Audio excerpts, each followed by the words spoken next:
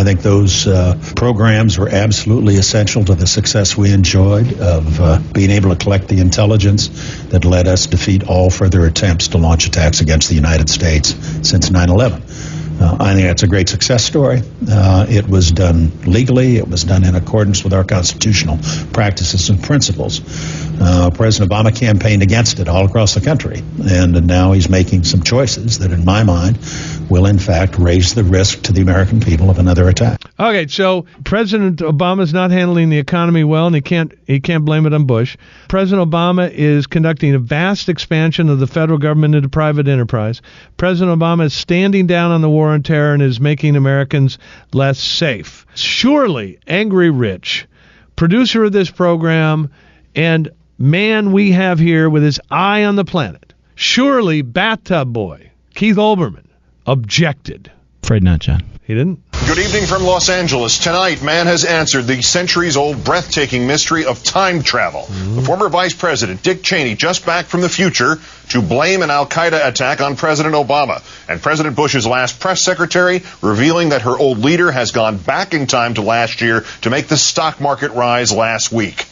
Our fifth story in the countdown. Would that these people understood that their fear-mongering and historical revisionism was as stupid and counterproductive as it is when phrased thusly. Mr. Cheney yesterday not only sowing fear about President Obama's domestic priorities, but returning to his old Constitution stomping grounds, claiming legality for his deeds, and why not? They hired yes-men lawyers to tell them all of it was legal, but also furthering the cause of Osama bin Laden yet again by telling Americans, yes, don't stop being blindly, irrationally afraid.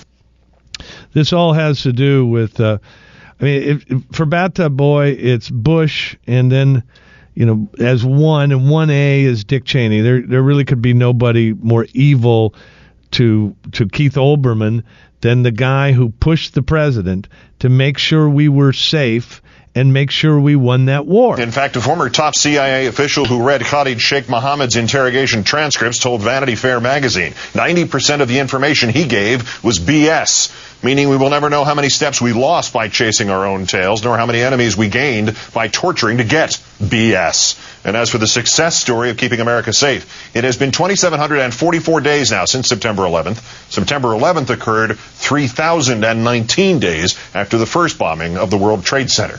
Meaning al-Qaeda operates on a long-view timetable, and if al-Qaeda does attack again someday, the only people we already know we can blame, Mr. Cheney, are you and your president, because we only need to debate our safety because you only let al-Qaeda survive. Wow, that was a long ways around. Let me get that straight. Bathtub Boy is saying al-Qaeda takes a long time to mount an attack, and therefore the attack that would follow September 11th is still coming down the road. So why then would we want to abandon the Cheney policies of chasing down these terrorists in this country, listening to their phone calls, sticking in Gitmo, and running water down their nose so we make sure they'll tell us? He has that guy Richard Quest on his show with him. Wasn't this the same guy who got caught in Central Park with drugs and some sort of weird sexual stuff on him? This wasn't on Fox News. This was CNN.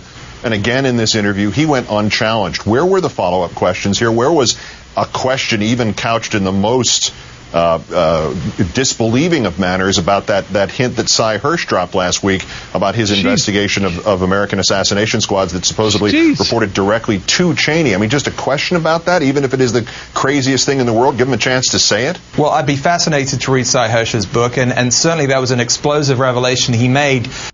Wait a minute. Did I get that wrong? Yes, that wasn't him. That wasn't Richard Quest? That was Richard Wolff of Newsweek. Oh.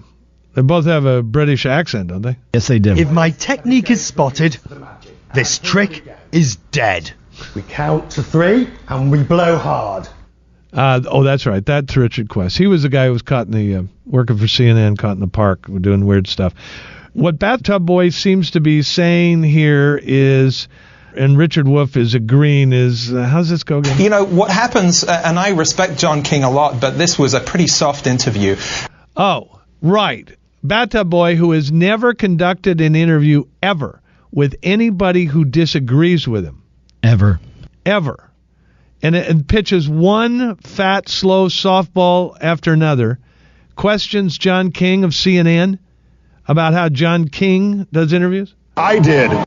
I know you did. What a drag it is getting bold.